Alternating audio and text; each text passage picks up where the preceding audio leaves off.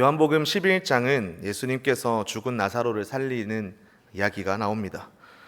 요한복음에만 나오는 이 내용은 예수님께서 죽은 자를 살리신 몇 개의 기적 이야기 중 하나로, 그 중에서도 가장 분명하게 죽은 사람을 살리신 기적을 알려주는 특별한 본문입니다. 예를 들어 죽은 야이로의 딸을 살리신 기적에서는 예수님께서는 이렇게 말씀하십니다. 이 아이가 죽은 것이 아니라 잔다. 이 말씀을 하신 후에 아이를 살려주십니다. 어쩌면 그때 사람들은 이 아이가 죽은 것이 아니라 자고 있는 것인데 죽은 것으로 착각한 것은 아니었는지 생각할 수도 있습니다. 하지만 나사로의 경우는 그렇지 않습니다. 죽은 지가 나흘이 되었음에 벌써 냄새가 나나이다. 이 말씀과 더불어 죽었던 나사로가 장사되었다가 수족을 배로 동인 모습 그대로 나아옵니다. 그 모습은 예수님께서 정말 죽었던 나사로를 살리셨다는 확신을 주기에 충분합니다. 그런데 나사로의 이야기를 읽다 보면 한 가지 흥미로운 사실을 알게 됩니다. 예수님께서 나사로가 죽기까지 마치 기다리신 것 같은 정황이 여기저기에서 발견되기 때문입니다. 본문 1절은 이렇게 시작합니다. 어떤 병자가 있으니 이는 마리아와 그 자매 마르다의 마을 베나니에 사는 나사로라. 베다니에 한 병자가 있는데 그 마리아와 마르다의 오라버니인 나사로였습니다. 마리아와 마르다는 예수님을 매우 사랑하는 자매였고 예수님 역시 그들을 매우 사랑하셨습니다. 한마디로 마리아와 마르다의 가족과 예수님은 예사로운 관계가 아니었습니다. 당연히 그의 오라버니인 나사로도 예수님은 잘 알고 계셨을 것입니다. 그래서 마리아와 마르다는 예수님에게 사람을 보내어 나사로의 위급한 상황을 말씀드립니다. 아마도 예수님이 이 소식을 들으면 바로 발길을 돌려 자신들에게 오실 것이라는 기대를 했을지도 모릅니다.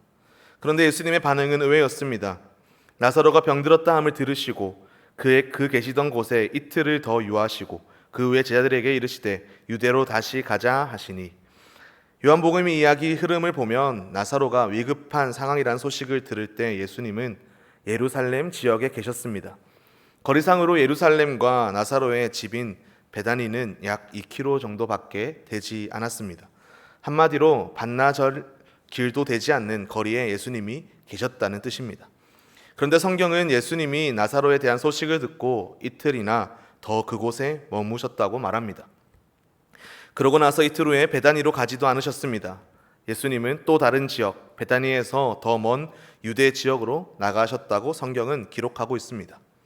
그래서 예수님이 뒤늦게 마리아와 마르다에게 오셨을 때 그들은 섭섭함을 표현합니다.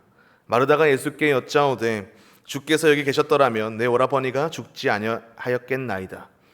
마리아 역시 똑같은 말을 합니다. 주께서 여기 계셨더라면 내 오라버니가 죽지 아니하였겠나이다. 그렇다면 예수님은 왜 그토록 사랑하는 나사로가 위급하다는 소식을 듣고도 바쁘게 움직이지 않으셨을까요? 처음 나사로가 아프다는 이야기를 들었을 때 예수님은 이런 말씀을 하셨습니다.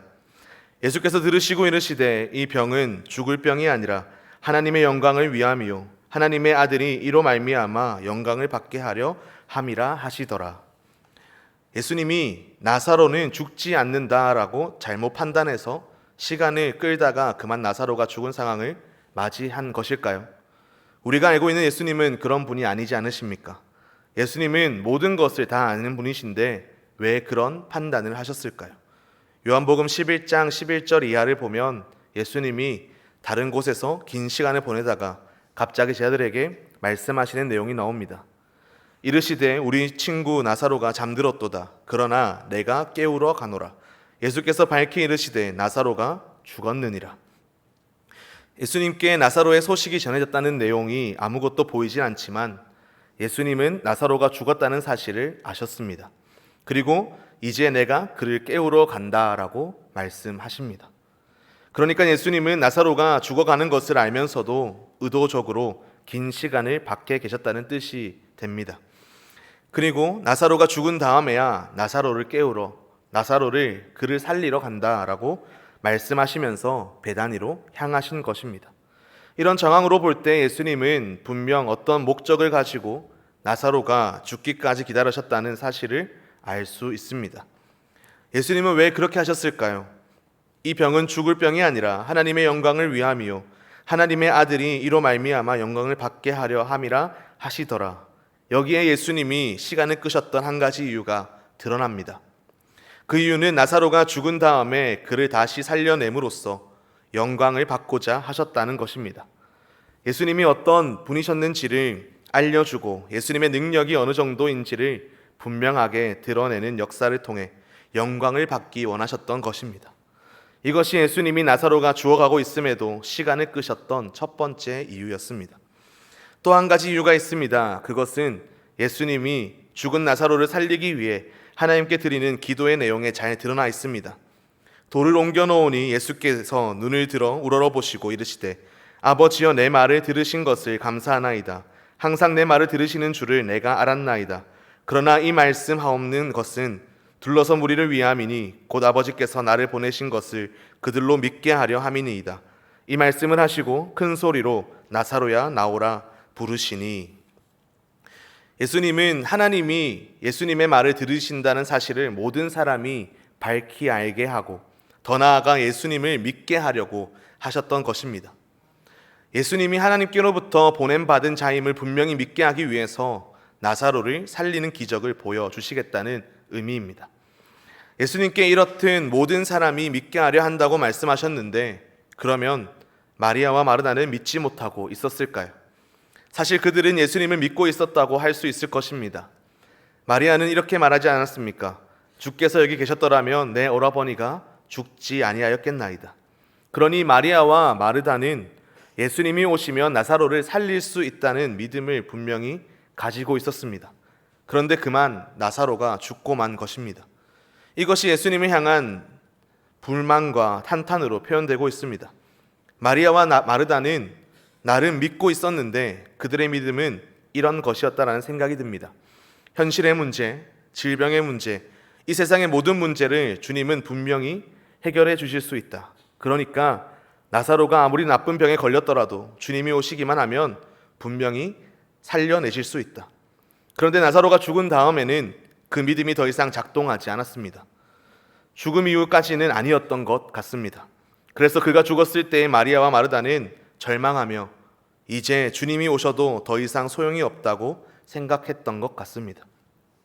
다시 말하면 그들은 예수님이 자신의 삶 안에서의 문제를 해결해 주실 수 있는 분이라는 사실을 믿기는 했지만 나사로가 죽은 다음에는 예수님도 더 이상 어쩌하실 수 없다라는 것입니다. 예수님이 나사로가 죽을 때까지 기다리셨던 이유가 어쩌면 여기에 있다고 할 수 있습니다. 죽은 나사로를 살리신 예수님의 이야기는 우리에게 예수님을 어디까지 믿을 것인가 라는 질문에 대한 대답을 주고 있습니다. 예수님은 마르다에게 이렇게 말씀하십니다. 25절과 26절의 말씀을 우리 함께 읽도록 하겠습니다. 예수께서 이르시되 나는 부활이요 생명이니 나를 믿는 자는 죽어도 살겠고 무릇 살아서 나를 믿는 자는 영원히 죽지 아니하리니 이것을 네가 믿느냐. 아멘. 나는 살아있는 자에게도 소망이지만 죽은 자에게도 소망이다. 이것을 너가 믿느냐라고 묻고 계시는 것입니다.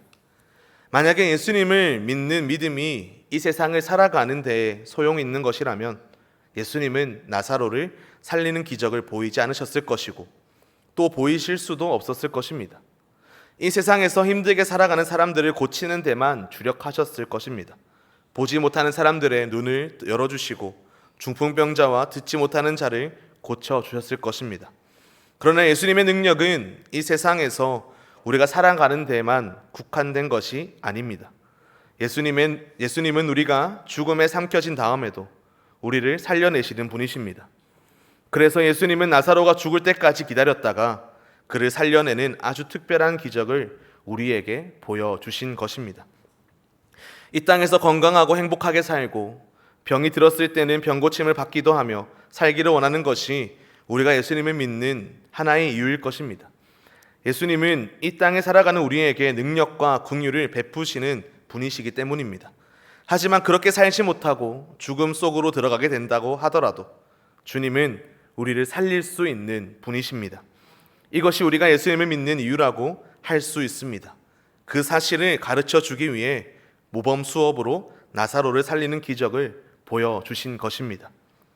우리는 죽음 앞에서 절망하거나 두려워하지 않습니다. 기독교 신앙은 그래서 부활의 종교인 것입니다. 예수님은 예수님의 능력의 한계 범위가 어디까지인지를 우리에게 분명하게 보여주신 것입니다. 이 지점에서 한 가지 중요한 신앙의 태도에 대해 점검해 보고자 합니다. 신앙은 무엇입니까? 믿음은 무엇입니까? 이 질문에 대한 매우 중요한 관점을 본문이 우리에게 알려주고 있습니다. 특별히 예수님이 마르다와 만나신 지점에 그 내용이 잘 드러나 있습니다. 나사로가 죽은 지 나흘이 되고 드디어 베다니에 나타나신 예수님께 마르다는 실망스러운 어조로 이야기합니다. 예수님이 조금 더 일찍 오셨더라면, 예수님이 여기 계셨더라면 나사로는 죽지 않았을 것입니다. 이 현실 세계 속에서의 예수님의 능력은 인정하지만 죽음 이후의 세계에 대해서는 인정하지 않는 말을 한 것입니다. 그럼에도 마르다는 예수님께 나름의 희망이 있을 것이라는 기대를 막연하게 했던 것 같습니다. 마르다는 이후에 이렇게 말을 이어갑니다. 그러나 나는 이제라도 주께서 무엇이든지 하나님께 구하시는 것을 하나님이 주실 줄을 아니이다. 이 말을 할 때 마르다의 마음에는 예수님이 나사로를 살리려고 하나님께 기도하시면 나사로가 살아날 것입니다 라는 기대를 가진 것은 분명히 아니었던 것 같습니다. 왜냐하면 뒤에 맥락이 그러합니다. 아마 마르다의 생각은 이랬던 것 같습니다. 예수님이 때에 맞춰 오시기만 했더라도 나사로가 죽는 일은 없었을 텐데 늦게 오심으로 나사로는 그만 죽고 말았습니다. 이제 더 이상 돌이킬 수 없습니다. 그러나 예수님이 우리를 위해서 다른 기도를 해 주실 수는 있겠지요. 슬프고 힘들지만 주님이 현실을 사는 우리를 위해 고통을 잊도록 기도해 주시면 어떻겠습니까? 이처럼 하나의 제안이었을 가능성이 높습니다. 그런데 예수님은 뜻밖의 말씀을 하십니다. 내 오라버니가 다시 살아나리라. 이 말씀을 들을 때 마르다는 어떤 마음이었을까요? 전혀 기대하지 않았던 말씀에 약간 당황했을지도 모릅니다. 이에 나름대로 알고 있는 지식을 가지고 이렇게 대답합니다. 마르다가 이르되 마지막 날 부활 때에는 다시 살아날 줄을 내가 아나이다. 멋진 대답이긴 합니다. 예수님은 지금 즉시 이 자리에서 나사로가 살아날 것을 말씀하셨는데 마르다는 나름 배운 것이 있었습니다. 하나님이 마지막 날에 모든 사람을 다시 살리실 것이다. 우리는 모두 부활할 것이다. 율법과 선지자, 서기관들을 통해 배웠던 내용일 것입니다.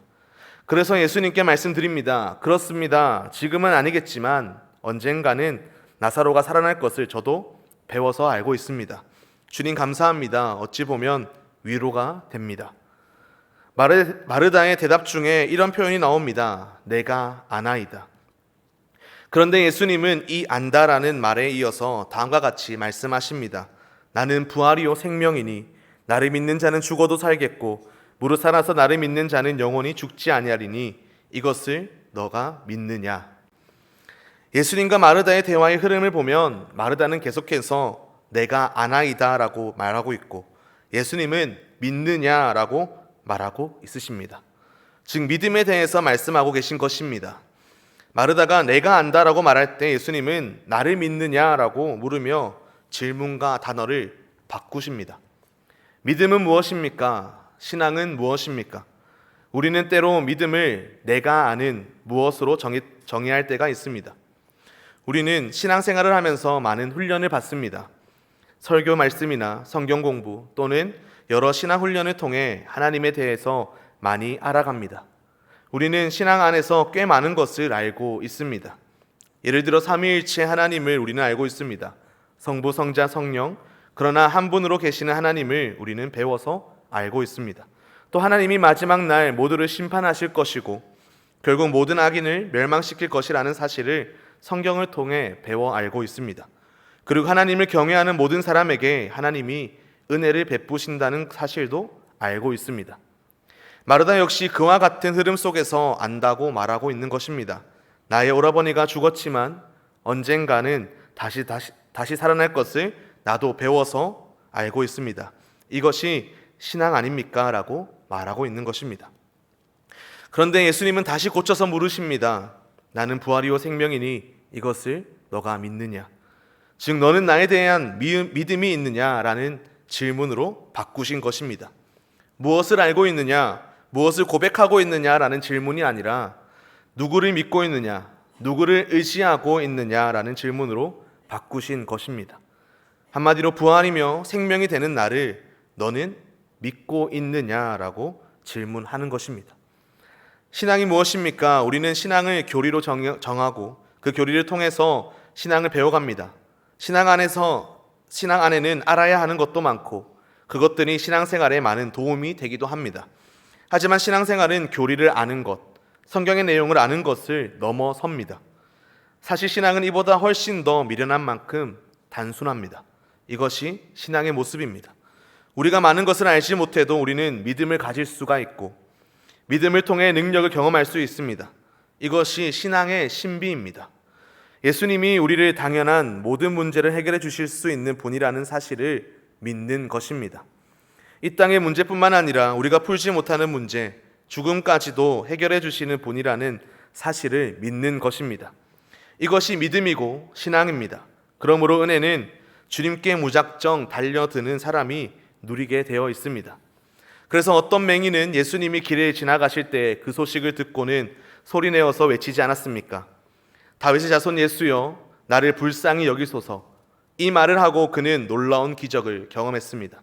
또 어떤 이는 예수님 옆에 십자가에 달려 죽으면서 예수여, 당신의 나라에 임하실 때 나를 기억하소서라고 말했고 그 한마디의 고백으로 낙원에 가는 놀라운 기적을 경험했습니다.